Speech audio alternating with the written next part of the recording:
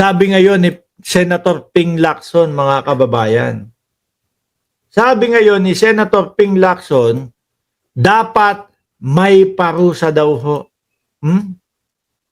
Dapat may parusa daw ho, mga bossing. Offer to assist, Lacson offers to assist Marcos flood control. Prob, ako ho, mga kababayan, good sa akin to. No? Good sa akin to. Bakit to? Eto nga lang po no? Yung nakaraang linggo lang ho. Minalat na, nagkasakit na, paus na ang boses ni Senador Ping Lacson sa dami po ng inexpose, mga boss. No? Yung team niya, grabe, ibang klase. Talagang pinupuntahan nila yung mga ghost project. Sila nga po yung mga nakakita na meron daw po nakasulat, completed na yung isang proyekto. Pero nung nakita nila, wala ni isang kahit isang hollow block na nailagay. Biruin nyo yun? Ako, naniniwala ho ako na malaki ang maitutulong ni Senador Ping Lacson, mga kababayan, sa ating Pangulo para makita lahat ng mga ghost project. No? Kaso hindi pumapayag si Senator Ping ng ganun-ganun lang. Kailangan may kaukulang parusa daw ho. Base sa kanya, Senator Ping Lacson on Tuesday, September 2, kaninang maga lang siguro to, expressed willingness to help the independent commission created by President Ferdinand Marcos Jr. that will investigate anomalies in the flood control. Yan. Hindi kasi talagang nakikita naman po yung trabaho nung nung team ni Senador Ping Lacson Di ba? Talagang hindi lang sila yung base dito sa papel na ito yung papel. Pinupuntahan. Nalalaman, nakikita lahat nila ho talaga. Di ba? In my capacity and with all the information we have so far gathered, I will extend whatever assistance I can offer. Biruin nyo yan. Yan po yung mga tao, yan po yung mga so Duterte na naman. Malamang! Malamang! Panahon lahat ni dating Pangulong Duterte, Ano sabi ni Diskaya? Kailan kayo nag-umpisa doon sa mga flood control project? 2016 po. Ha? Yung ba ito? Pakilinaw nga po. Pakitama yung inyong sagot. 2016 po. Namutla Isinabit ko na naman ang dating Pangulong Duterte. Duterte dito. In my capacity and with all the information we have so far gathered, I will extend whatever assistance I can offer if requested, especially so that the DPWH, tapos ho ang bagong DPWH, mga kababayan, wala pong iba kundi si Vince Dizon. Magaling ho yan sa DOTR, mga boss chief sir. At ang sinisigaw ng mamamayang Pilipino para maging DOTR secretary, alam nyo kung sino? Naku, si Boss Mike Cervera. si Boss Mike Cervera, ang papalit na lang daw dapat kay DPWH secretary na dati ay DOTR secretary. No? Sabi ni Sir Archie Beroya, till now hindi nila alam ang silent weak leader na gumagalaw na sinasabi nila or normal lang na BO-BO sila. Ganun talaga yan Di ba? Weak leader sila. Tingnan mo, kulong si Boloyski, kulong si Duterte. Takbo si Baste. Hindi, kay ano pala. Si Baste, kay ano yun? Kay General Torre. Naku may narinig ako. Posible daw pumalit si General Torre as secretary ng DOTR. Narinig ko lang, no? Maaaring malaki ang porsyento na hindi totoo, malaki ang porsyento na pwede din paniwalaan, na pwede din totoo.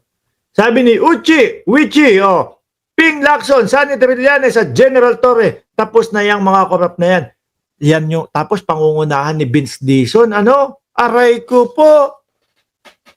malamang ho, etong mga ito, makulong. Tapos ano sabi ni Vince Dizon? Naku, lahat yan papanagutin natin with matching kaso. Asa na dito?